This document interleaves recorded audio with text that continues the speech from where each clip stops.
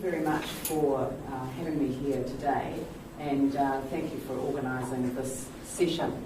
I've spoken at 2 sessions, and so what I've done for this presentation is really combine the 2, and I'm going to run through them relatively quickly so that you've got an understanding of a little bit of the experience that we've had in Christchurch and what I think we have to offer by way of a contribution to the effective implementation of recovery plans and programs.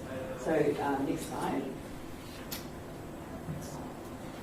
So this is going to give you a little bit of an understanding of what we've experienced in Christchurch. 11,000 aftershocks. Actually, there were more than 50 that were over 5 magnitude on the Richter scale. And I think the reason I mention that is just to show you that it was a very unsettling time. It extended from the 4th of September 2010 until the last of the large aftershocks was in December 2011. So actually nearly 18 months of quite strong aftershocks, and I think that had a significant effect. The earthquake that did the most damage was, of course, the February earthquake, February the 22nd, some 17 days before the Tohoku Great Eastern earthquake and tsunami. 400,000 tonnes of liquefaction silt were dug out. The student volunteer army became well known throughout Christchurch for coming to our aid. More than 100,000 houses damaged, 50% of the CBD buildings severely damaged. 7,000 of the homes were red zoned, which meant that they were properties that were not going to be available to live in for a long period of time, so people had to sell out their properties and move on. Land subsidence in excess of half a metre. I do say that in Christchurch we've actually managed to mimic the effects of maybe climate change predictions for the next 100 years. So it's an interesting environment in Christchurch to study the effects of land use planning in a post-climate change environment. Losses amounting to approximately 10% of GDP.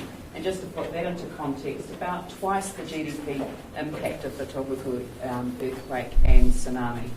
Next slide. So this is an image of the liquefaction map of Christchurch after we'd had our earthquakes. So this was after the 22nd of February. You can see that there was an extensive amount of liquefaction which led to extensive damage in terms of residential properties, roads, and the underground infrastructure as well. And of course the CBD, a lot of the buildings were affected by that. We've put that same slide, if you push to the next slide, we've actually put the same slide over the top of Sendai, just to give you an impression of what the extent of the damage actually is.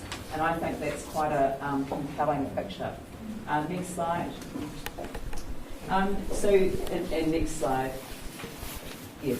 So what we've learned in Christchurch is that prior to the earthquakes, we had the emphasis on the hazard rather than the risk.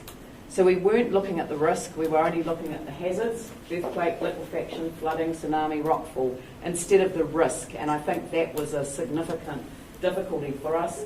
There were very weak linkages between science and land use planning, and there was minimal understanding of the social and economic risk